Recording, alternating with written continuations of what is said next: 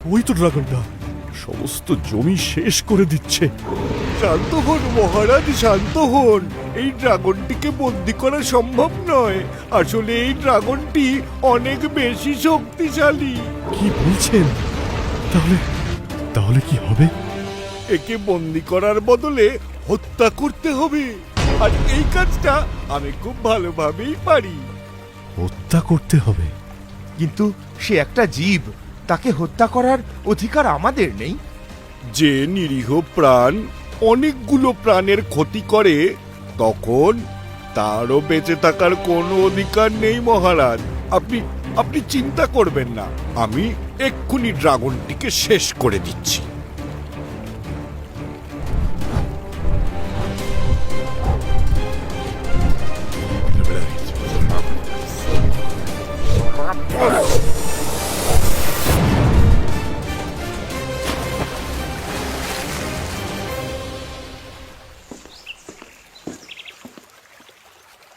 মহারাজ, ড্রাগনটি নিহত হয়েছে। নদীর ধারার সাথে ড্রাগনটির দেহ ওই গৌরগঞ্জ রাজ্য থেকে দূরে চলে যাবে। আমি আমার কথা রেখেছি মহারাজ। এবার আপনার শর্ত পূরণের সময়। ধন্যবাদ, ধন্যবাদ আপনাকে। আপনি যা যা চেয়েছেন তার থেকে অনেক বেশি পরিমাণ খাদ্য সামগ্রী আমি আপনাকে দেব।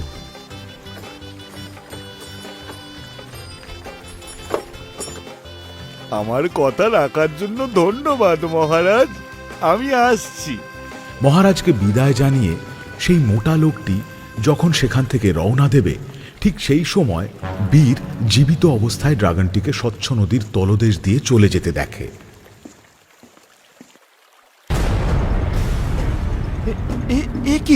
এ কি আশ্চর্য ঘটনা!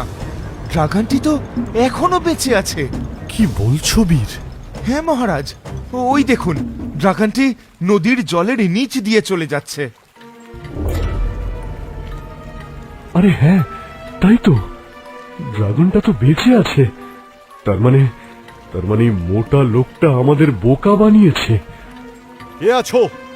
বন্দি করো একে।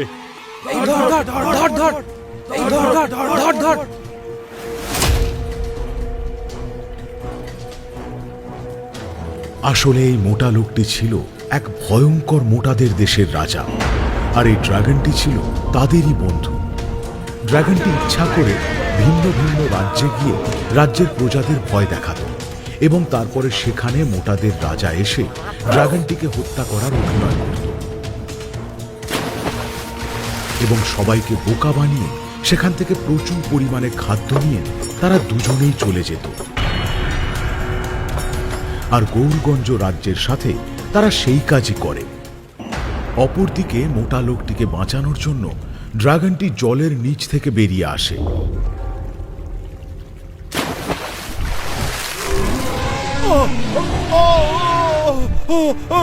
বাঁচাও, বাঁচাও, কে আছো? বাঁচাও! বাঁচাও, বাঁচাও, কে আছো? বাঁচাও! আরে ড্রাগনটা যে মহারাজকে উড়িয়ে নিয়ে গেল। ধর ধর ধর ধর।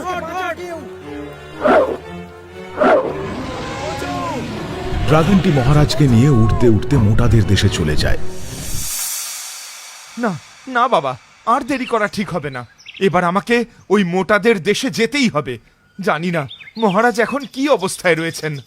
কিন্তু বীর, তুই কিভাবে জানলি যে ওরা মহারাজকে মোটাদের দেশে নিয়ে গেছেন? অতীত দেখে। আর এটাও জেনেছি যে সেখানে যদি কোনো রোগালোক প্রবেশ করে, তবে তাদের অদ্ভুত জলবায়ুর কারণে তারা শূন্যে ভেসে থাকে এবং মোটারা তাদেরকে তাদের শিকার বানায়। তাহলে তুই কিভাবে ওই মোটাদের দেশে প্রবেশ করবি? ওখানে প্রবেশ করলে তো তুইও শূন্যে ভেসে যাবি। হ্যাঁ বাবা, ওখানে প্রবেশ করতে হলে আমাকে আমার ওজন বৃদ্ধি করতে হবে। কিন্তু কিন্তু তুমি চিন্তা করো না, কিছু বড় বড় পাথর আমি আমার শরীরের সাথে ঝুলিয়ে নেব। এতে আমার শরীরের ওজন বৃদ্ধি হয়ে যাবে, আর আমি অনায়াসে ওই দেশে প্রবেশ করতে পারবো। হ্যাঁ।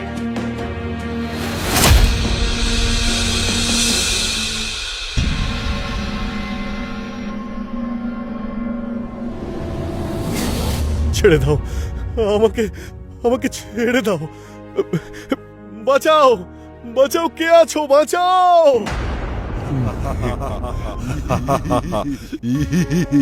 সাব্বাস, সাব্বাস ড্রাগন, তোর জন্য আমি আবারও প্রাণে বাঁচলাম, আর এই মোটাদের রাজ্য অনেক অনেক খাবার পেল।